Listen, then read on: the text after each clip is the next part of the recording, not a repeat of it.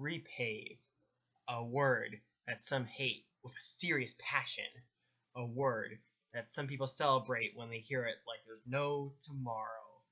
Even the smallest rumors can cause an entire community to talk about it for days on end. Okay, maybe this is all exaggerated, but I think you get the point. And if you have been watching NASCAR for the past several years, I'm positive many of you have heard this at least a few times. Many tracks have undergone repaves, from Pocono, Daytona, Talladega, Kansas, Las Vegas, and others. And now a new track joins that list. It is Kentucky Speedway will be repaved in time for the July NASCAR tripleheader. And personally, I have mixed feelings about this. First of all, I wasn't surprised because there certainly has been a lot of talk about the bumps. When will this track get a repave? And certainly last year, there were problems with the weepers, which delayed and canceled practice and qualifying in all three series for the weekend. But also simply really before 2015, which used the low downforce package, I found the events to be lackluster, or in other words, pretty boring.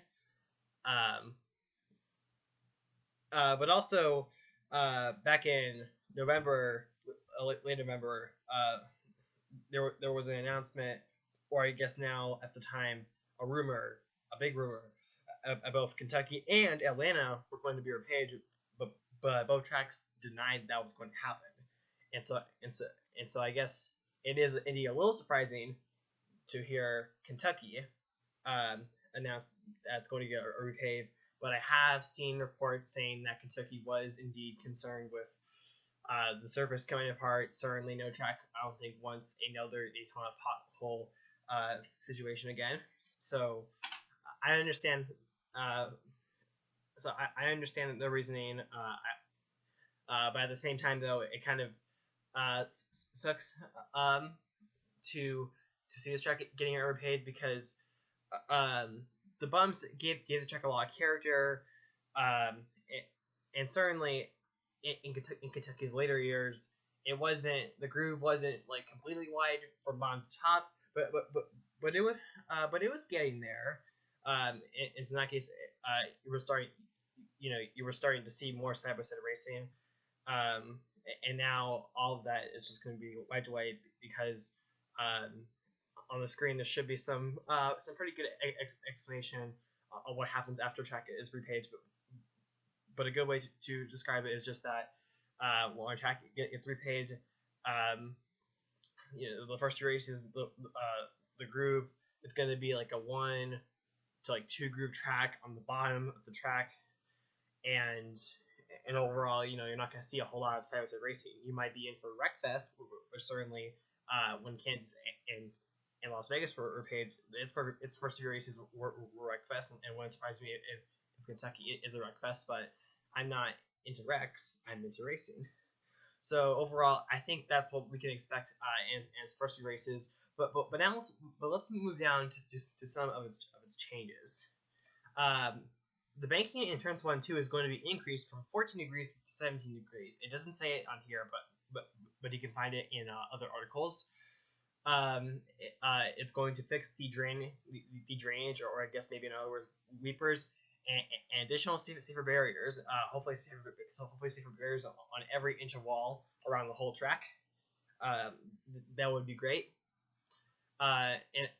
And also back to turns 1 and 2. Not only is the banking going to be increased, but apparently the racing surface, which doesn't include the apron, is also going to be narrowed from 72 feet to 54 feet, I believe, or maybe it's something like that, if something close to that. So overall, in turns 3 and 4, as far as I know, or as far as I've read, isn't going to be changed at all. So overall, this is going to make Kentucky actually pretty unique, I gotta say. And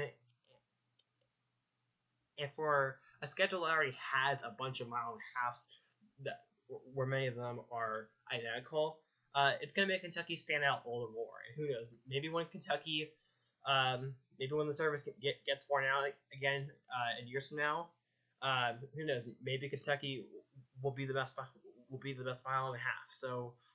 We'll just have to see. And obviously, a lot of that is going to depend on the aerodynamics. Hopefully, we take away downforce for years to come. Downforce off the tires for the win. So,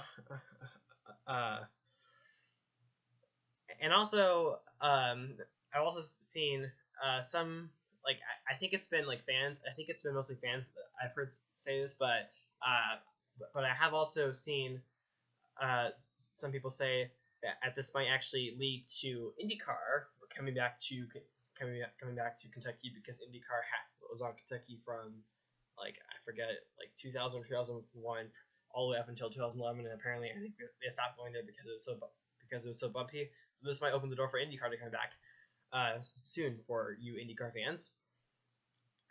So overall, let's actually, now I'm actually going to pull up a map of this track to actually maybe show, to give you like a more visual look on what the track might look like by when we get there in July.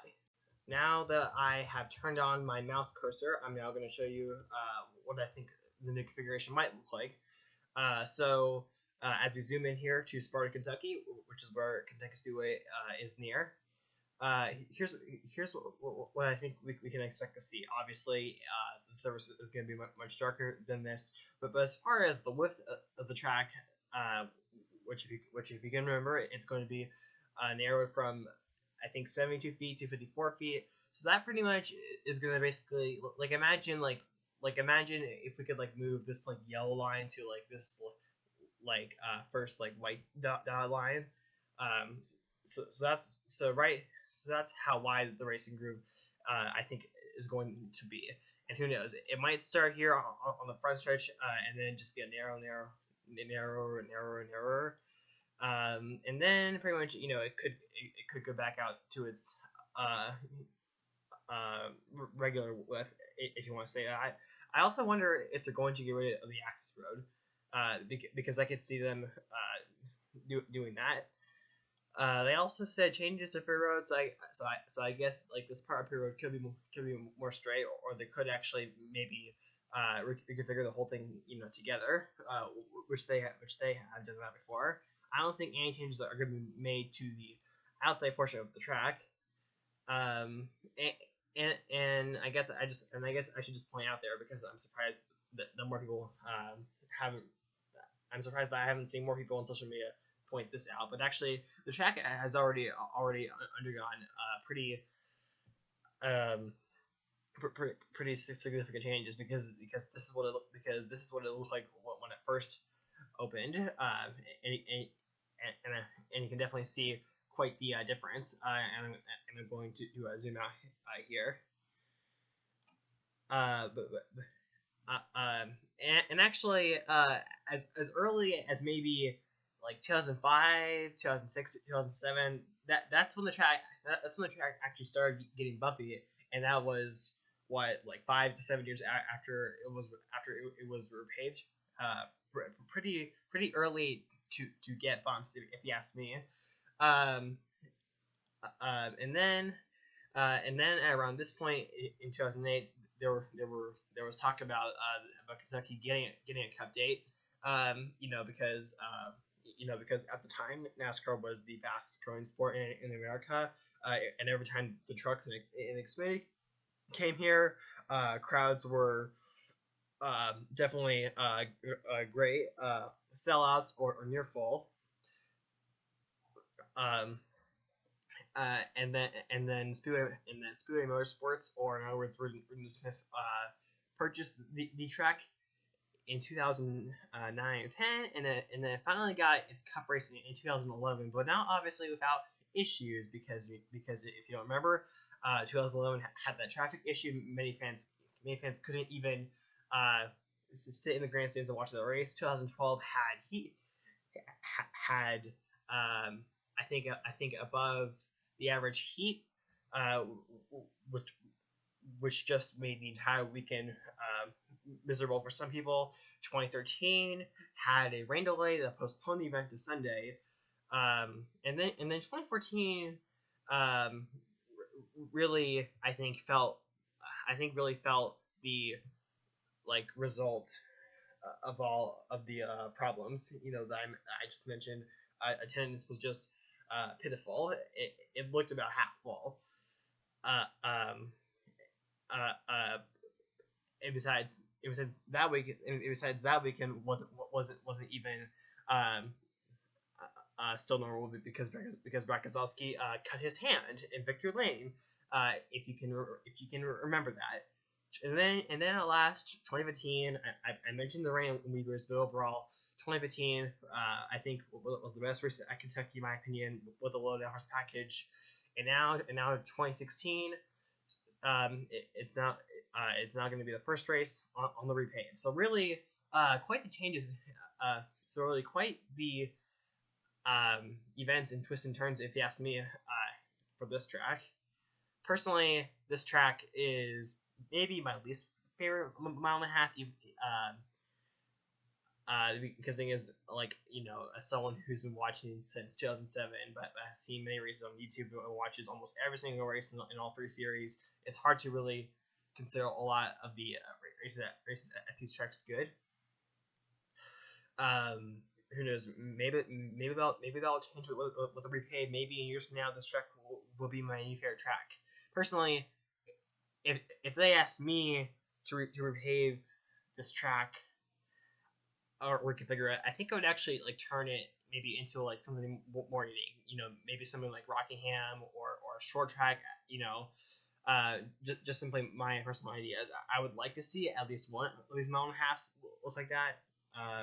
Go away. But that's just personally my opinion. And I guess now it's time to wrap things up here.